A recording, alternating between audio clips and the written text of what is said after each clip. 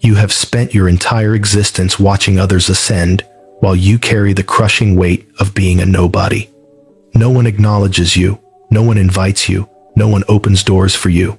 Yet, every single day, you feel a dissonance, a burning sensation in your chest, telling you that there is something inside you far greater than your name, far greater than your history, and certainly far greater than the mediocre opinion the world holds of you. You need to understand a fundamental truth of social dynamics. The problem is not that you are invisible. The problem is that the world does not reward those who are merely present. It rewards those who make themselves inevitable. And to achieve that state, hard work is insufficient. Hard work is the lie they sold you to keep you busy. What you actually need is strategy, cold calculation, and an ambition that makes average people uncomfortable. Today, we are going to deconstruct how a fortune is built when you possess no surname, no network, and no inherent privilege. How does a stranger forge power in total silence? How is respect constructed when the social credit system gives you zero baseline value? And more importantly, how do you transmute this lack of recognition into the most dangerous asymmetry you possess? This is where your war begins. We are going to dissect the part of the narrative they never tell you, the silent architecture of power when you are an unknown entity. Because the vast majority of the population suffers from a specific cognitive bias, the availability heuristic. They believe wealth creates visibility, noise, and approval. But the reality, borne out by history and psychology, is that the greatest fortunes are erected precisely from the shadows, from anonymity, from a position where no one perceives you as a biological threat, and that, even if your ego refuses to accept it right now, is your most lethal advantage. The person who is a nobody can maneuver without being observed. You can fail without being judged. You can prepare checkmate sequences without anyone blocking your pieces. While the recognized elites are exhausted defending their fragile public images, you can dedicate 100% of your cognitive resources to building yours without pressure, without witnesses, and without enemies. To initiate this war of recognition, you must swallow an uncomfortable pill, one that contradicts the just world hypothesis you've been fed since childhood. Most people waste their entire lives trying to demonstrate value when they haven't actually built any. They scream into the void, trying to convince the world they deserve something. But the world is a cold, transactional mechanism. It respects only one thing: the result, the evidence, the tangible proof. Machiavelli stated this without adornment. The man without power has only two paths: to ask for it or to seize it. And in the history of human hierarchy, only one works reliably. In your case, asking for recognition is a tactical error. It signals weakness. Seizing it, however, demands strategic intelligence. Your first move in this neural warfare is not to seek fame. It is to become indispensable without announcing it. This is where the masses fail. They are addicted to the dopamine hit of attention. They believe building a fortune starts with going viral or being seen. But attention without infrastructure is just smoke. It dissipates. Conversely, your anonymity allows you to focus on the essential, constructing a skill set or a system so solid, so profitable, and so extremely useful that recognition has no choice but to pursue you, not the other way around. The unknown individual usually falls into two psychological traps: impotence and impatience. Impotence is learned helplessness, the belief that you cannot compete with those who already have a brand. Impatience is the failure of executive function you quit before your work becomes dangerous to others. But you are not here to fall into these neurochemical traps. You are here to weaponize your lack of recognition, and that weapon begins with radical clarity. In which field can you become the apex predator without making a sound? What skill can you dominate without the need for applause? What knowledge can you sharpen until it cuts through the market like a razor, becoming an automatic gateway to capital? Machiavelli understood that he who dominates a terrain privately first will dominate it publicly forever. When you are a ghost, you can build your discipline without expectation. You can develop a skill without the crushing weight of social pressure. You can move without anyone attempting to sabotage you. Anonymity is freedom, and in the right hands, freedom is power. To raise a fortune, you do not need them to clap for you. You need them to underestimate you. The person at the top is studied, imitated, and surveilled. The person who is a nobody becomes a phantom, and the phantom advances where the famous cannot. You learn what the arrogant ignore. You execute what the recognized fear. Your lack of recognition creates a mental space, a flow state, where you can work with ferocity because nobody expects anything from you. That is your strategic advantage. You have no reputation to lose, only one to build. Now, listen to something that might trigger your defense mechanisms, but you need to integrate this into your psyche. You will not receive recognition simply for existing. You will receive it for the leverage you can put on the table. No one is going to reward you for your effort, for your good intentions, or for your passion. The world operates on transactions, not feelings. If you want recognition, you must first produce value in quantities so absurd that ignoring you becomes an economic impossibility for the market. But to produce that value, you need to adopt the coldness of a strategist. You cannot waste yourself on empty demonstrations. You cannot hemorrhage energy trying to convince others of your potential. Potential is a meaningless word. That time must be invested in your system, your growth, your economic weapon.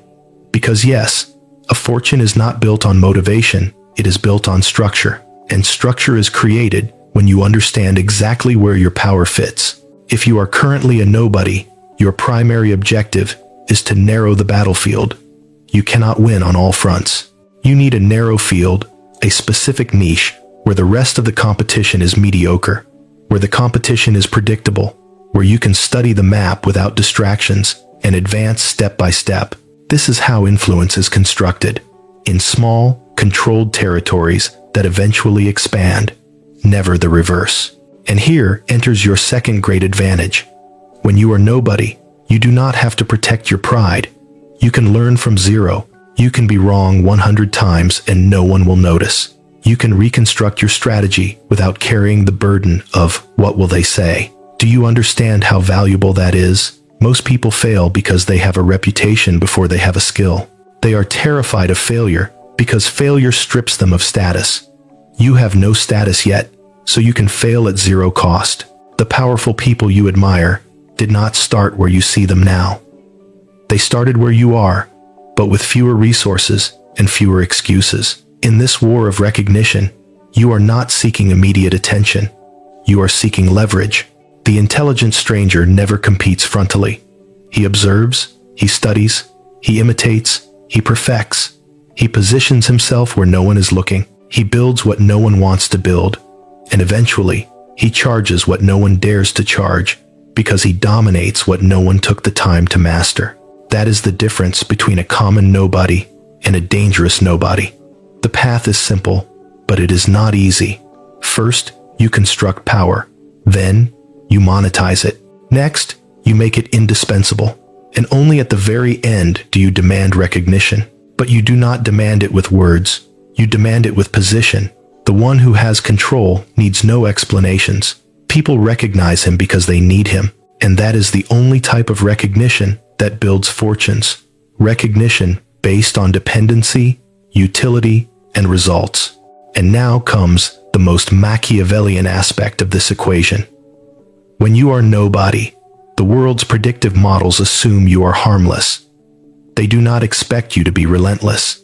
That absence of expectation allows you to advance without meeting any resistance. The friction of the world is reserved for those who announce their moves. The day you decide that you are no longer seeking validation, but rather advantage, the entire game shifts axis. You stop acting like a beggar pleading for a seat at the table, and you begin acting like an architect. You design your ascent in silence. You work in the vacuums where others surrender. You accumulate skills in the dark corners where others accumulate excuses. Because there is a brutal dichotomy at play here. If you are nobody, you have two paths. Either you accept the supporting role the script of society handed you, or you rise from the bottom with enough coldness to never ask for permission. You must internalize that you are not competing for recognition. You are competing for power. And when power arrives, recognition becomes an automatic byproduct. Fortune is not acquired by the visible. It is acquired by the inevitable. This is your initial phase, converting your anonymity into a laboratory of power. And when you finish, when your skill has become lethal, when your discipline has surpassed the average by several standard deviations, when your system produces capital, even if the world isn't watching, only then do you appear. Not a moment before, because nothing destroys a career faster than visibility without results. This is where your war of recognition becomes dangerous, because now it is no longer enough to understand your advantage. You must convert it into kinetic movement, and movement, when you are coming from the bottom, must be surgical. You cannot afford the luxury of dispersion. You cannot afford the luxury of improvisation. You cannot afford the luxury of acting like those who already possess a legacy and a safety net. They can fail in public. You cannot. They can commit expensive errors without shattering their reputation because their reputation is subsidized by history. You do not have a reputation yet. But what they fail to understand is that this is the source of your real strength. You can modify your trajectory without having to justify a pivot to an audience. You can work without shareholders or spectators demanding immediate quarterly results. The unknown individual is free, and freedom, in the correct hands, transforms into a weapon more powerful than any title. Your next step is the most uncomfortable one. You must accept that the world is not going to give you anything out of sympathy. The sympathy capital of the victim is worthless in the marketplace of power. If you want a fortune, you will have to construct a system that generates revenue without depending on people liking you. You will have to design a structure so solid that recognition is merely a secondary side effect, not the objective. People are conditioned to believe they get rich by being good, by being correct, by doing things the right way. But what Machiavelli teaches you, and what evolutionary psychology confirms, is that wealth does not reward goodness, it rewards utility. And right now, you do not need to be loved. You need to be useful. So useful that others cannot advance their own agendas without what you provide. So useful that interrupting your ascent would harm them more than permitting it. So useful that the lack of recognition ends up becoming a stupidity too expensive for anyone who wishes to ignore you. But before you can construct that level of utility, you need precision. If you attempt to learn 10 skills simultaneously, you will succumb to cognitive load and dominate none. If you try to encompass too many territories, you will conquer none. Those who start from the bottom do not build empires through breadth. They build them through depth. You do not need to stand out in everything. You need to stand out in one thing in a brutal, undeniable way. That one thing will be your weapon, your axis, your razor's edge. It will be the foundation of your ascent. Before choosing it, observe the world with cold eyes. A smart prince never enters a conflict without having mapped the terrain. You need to audit your strengths without emotion. What do you do better than the average, even without experience? What do you learn faster than the herd? What skill has actual market demand? Because you can be talented at 1,000 things, but if none of them move money, you will remain a talented unknown. And talent without strategy is just a useless luxury. Choose a field, a niche, where you can be dangerous. Not one where you are just another amateur. Choose a terrain where the majority is mediocre, lazy, disorganized, or arrogant. The arrogance of incumbents is a gift to you. They do not study, they do not improve, they do not optimize. It suffices for them to look the part. You are not here to look good. You are here to dominate. And domination begins with a brutal question. In which field are you willing to become a silent threat? Once that territory is chosen, the process begins that destroys the weak and builds the respected. Strategic discipline. I am not talking about motivational discipline, the kind you see on social media that lasts 2 weeks until the dopamine fades. I am speaking of silent, repetitive, almost obsessive discipline. The discipline that no one applauds because no one sees it. The discipline that turns you into an entity so consistently efficient that when you finally present yourself to the world, you appear to be a genius. But geniuses are not born. They are manufactured in the dark while everyone else is seeking validation. This phase is cruel. Here, there are no accolades, no likes, no spectators. There is only you, your skill, and the daily resistance of your own mind. This is where the majority capitulates, because they cannot endure working without being seen. They have a psychological dependency on attention to avoid feeling empty. They surrender when the social dopamine loop is cut off. You, conversely, are going to use the silence to your favor. You are going to build in private what will later allow you to collect in public. During this stage, the intelligent unknown does something the recognized figure can never afford to do. Obsess without distraction. The person who already has fame is obligated to maintain an image, to feed the beast. You can ignore it completely. You can dedicate thousands of hours to perfecting your craft without anyone demanding immediate brilliance. You can learn, fail, correct, tear it down, and repeat. This is the forging phase. Here, we do not seek recognition. We seek transformation. And now arrives the Machiavellian twist. Once you begin to excel in your skill, you do not announce it. You do not broadcast it. You do not post every micro-advancement like the insecure do. The dangerous unknown does not reveal their weapons before time. You polish them. You sharpen them. You adjust the mechanics. You wait patiently until they are sufficiently lethal to be used without risk of failure. Your improvements must be silent. Your results must be concussive. Noise is for those who have no power. Silence is for those who are building it. In this part of the journey, you will experience something only those who ascend from the absolute bottom ever truly understand. Resistance.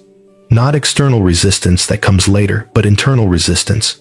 The voice in your cortex telling you that you aren't moving fast enough.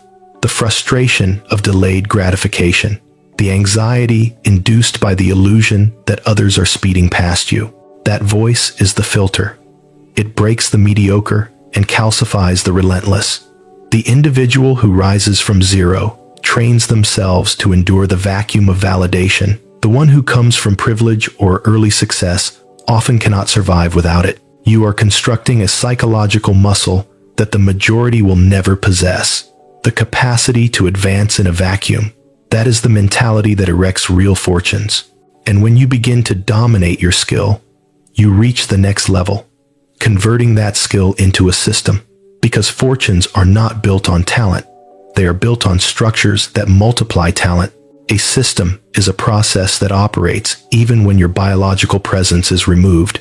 It is the mechanism that allows you to charge multiple times for the same initial unit of effort. It is the fundamental difference between a laborer and a builder of wealth. The intelligent unknown builds systems before seeking recognition, because recognition without a system converts you into a slave of your own success.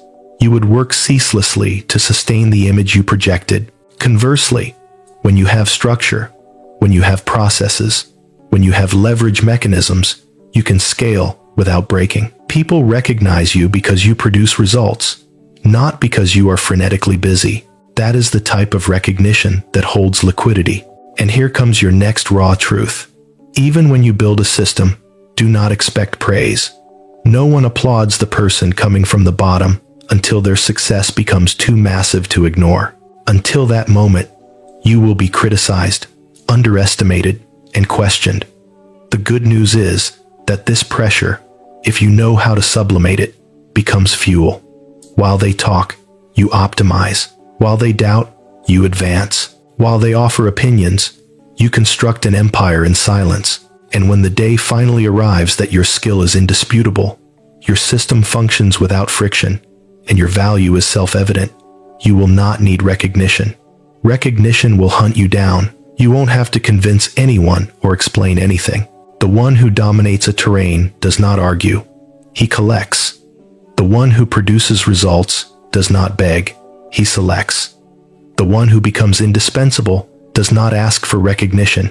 He provokes it. This is your transformation from invisible to inevitable. Here is where the war of recognition ceases to be an internal process and becomes an external strategy, because it is one thing to build power in silence, and quite another to begin moving it on the real chessboard where your decisions generate consequences. Here, you are no longer a confused nobody. You are a sharpened nobody. and that changes the physics of the room. The world underestimates those it does not recognize, but it also fears those it cannot decipher. That will be you from now on. Someone who shows no intention, but advances. Someone who does not claim a position, but occupies it. Someone who does not ask for permission, but establishes presence. Your first external movement is brutal in its simplicity. Penetrate an environment where your skill is more valuable than your name. Most fail because they try to enter spaces where reputation carries more weight than utility, high status, ossified hierarchies. You will do the opposite. You will go where competence is scarce, where mediocrity dominates, where conformity is the rule, where a silent player can become an immediate solution. That is your entry point. Not all terrains are suitable for an invasion from below. Some are too saturated, too politicized, too protected by gatekeepers. You will choose permeable territories where the hunger for efficiency is greater than the arrogance of status. When you enter, you do not say who you are. You do not explain your backstory. You give no speeches. You enter with small but precise facts. A job well done where others fail. A rapid solution where others lag. A calculated attitude where others improvise. In this stage, you do not seek protagonism. You seek positioning. And positioning is not achieved by speaking. It is achieved by solving. The market does not respect stories. It respects utility. It does not respect effort. It respects results. It does not respect intention. It respects impact. While the recognized figures are busy sustaining their image, you sustain your efficacy. Here appears your second maneuver, the silent accumulation of advantage. You are not going to ask for more opportunities. You are going to provoke them into being given to you. You are going to become the piece that no one wants to lose. The key question is not, how do I make myself visible, but how do I make my absence a problem? When an environment begins to depend on your capacity more than it depends on your name, recognition stops being a prize and becomes a necessity. And when you are necessary, you are no longer a pawn, you are a gear. And gears are not replaced, they are protected. The third phase of this ascent is one few understand. The strategic observation of the powerful, not to admire them, but to dissect them.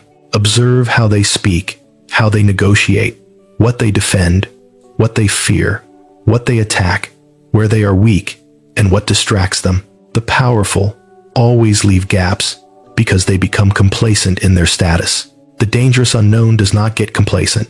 He analyzes. An analysis gives you real asymmetry, because in a world where everyone competes for attention, almost no one pays attention. That will be your superiority. The recognized live, looking at the audience. You will look at the structure, and while you observe, another key piece emerges. The construction of your functional reputation, not social reputation, not what is applauded on social networks, not what is exhibited loudly. I am speaking of operational reputation, the one known only to those who make real decisions. That reputation generates the most capital. It is silent, private, subterranean. It is the fame transmitted from closed mouth to closed mouth among those who hold the keys. That guy solves it. That guy is reliable. This one doesn't miss. This one doesn't talk too much. That type of reputation doesn't make you popular. It makes you valuable, and value is paid for dearly. In this part of the ascent, you also begin to interact with a shadow that not everyone survives, the resistance of the mediocre. When you start to stand out without bragging, when you advance without noise, when you produce results without asking for permission, the mediocre feel your presence as a biological threat. They do not feel danger from someone who boasts. They feel danger from someone who demonstrates. Because the one who boasts wants attention. The one who demonstrates wants the territory. Therefore, comments, doubts, insinuations, veiled criticisms, and attempts to slow you down with distractions will begin to surface. This, although it may annoy you, is a positive signal. It means your silent power is already being detected by the herd's radar. The noise of the enemy is proof of your advance. Here you will have to make decisions that differentiate those who become rich and respected from those who break trying to please. Your rule will be Machiavellian. Do not confront. Outperform. Do not explain. Execute. Do not defend yourself. Grow. The mediocre want to drag you down to their emotional level, to neutralize you. You must remain cold. The recognition you seek does not come from the audience. It comes from the impact you generate. Do not enter their game. Direct yours. As you take control of the board, your fourth movement begins. Calculated expansion. This is not about doing more work. It is about increasing your leverage. You are no longer a total unknown, but you are not yet a sovereign power. This is the critical window to calibrate your value, to charge more, to select ruthlessly, and to surround yourself with structures that multiply your cognitive output. Many collapse here. They get drunk on a little recognition and commit the fatal error of shouting their achievements while their foundation is still wet concrete. You will not. You will expand in silence. You will build a level of competency that makes retreating impossible. To do this, you must undergo the most difficult psychological transition of your life, killing the executor to birth the strategist. The executor works, the strategist designs, the executor operates, the strategist positions. If you want a fortune, you must convert your skill into a structure that sustains power even when you are biologically absent. A human being has limits. A system does not. A human competes. A structure dominates. This is the shift that separates the wealthy from the merely busy. You must delegate the repetitive, protect the strategic, and multiply the indispensable. No one builds an empire by checking off tasks. They build it by engineering processes. As your structure stabilizes, your results shift from linear to exponential. And suddenly, the vector of recognition flips. You no longer chase, you attract. The world starts asking for you, consulting you, offering you seats at the table. And here, you must apply extreme Machiavellian discipline. Do not accept every door that opens. Some doors open to give you power, others open to drain it. When you are a nobody, the world ignores you. When you are useful, the world uses you. But when you are indispensable, the world respects you. You do not want to be used. You want to be necessary. And necessity is not negotiated. It is provoked. As the rumor of your efficacy spreads, recognition shifts from emotional to functional. They don't call you because they like you. They call you because you are the only variable that solves the equation. And the fascinating paradox is this. Now that they see you, you no longer feel the desperate urge to be seen. You have internalized a truth that destroys the ego, but builds dynasties. Visibility is an effect, not an objective. This leads to the most delicate phase of your war, the transition from a useful unknown to a visible figure. But be warned, visibility is a double-edged sword. It attracts opportunities, yes, but it also attracts parasites, false alliances, and enemies who previously didn't know you existed. Machiavelli knew that the eyes of the public are weapons. Use them when they serve your narrative. Hide from them when they threaten your focus. Your power now stops growing in the dark and begins to project. Your advantage is no longer that no one sees you. It is that those who see you cannot decipher you. Becoming visible does not mean becoming predictable. It means appearing with surgical precision. Do not fall into the trap of the new money mindset, showing too much too soon. You do not want applause. You want influence. You do not want an audience. You want a position. When your name begins to carry weight, a silent enemy emerges. External pressure, the expectation to maintain an image. This pressure crushes those built on facades, but it means nothing to you because you are built on structure. You do not move to impress. You move to advance. You do not speak to convince. You speak to establish direction. Here, you must master the art of narrative control. Allow people to see the ascent, but never the method. Show the result, not the process. Show the impact, not the architecture. If you reveal your map, you lose your territory. You will let the world see only the surface layer of your power, enough to demand respect, but insufficient to allow imitation. As you rise, the greats will begin to notice you, not because of your hype, but because your utility threatens or aids their own. Opportunities will rush toward you. And here, your coldness must be absolute. You are no longer gambling with simple results. You are gambling with your position. Balance is your new god. You must be visible enough to be respected, but distant enough to remain unreachable. You must exist in that dangerous intermediate state where people know you are there, but cannot predict your next move. This visibility brings a necessary solitude. Anonymity was a warm blanket. Now, you are in the wind.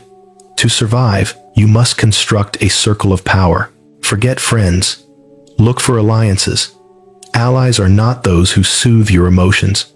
They are those whose interests align mathematically with yours. You want people who multiply your force, not those who divide your attention. Filter your environment with military rigor. Every connection is either a lever or an anchor.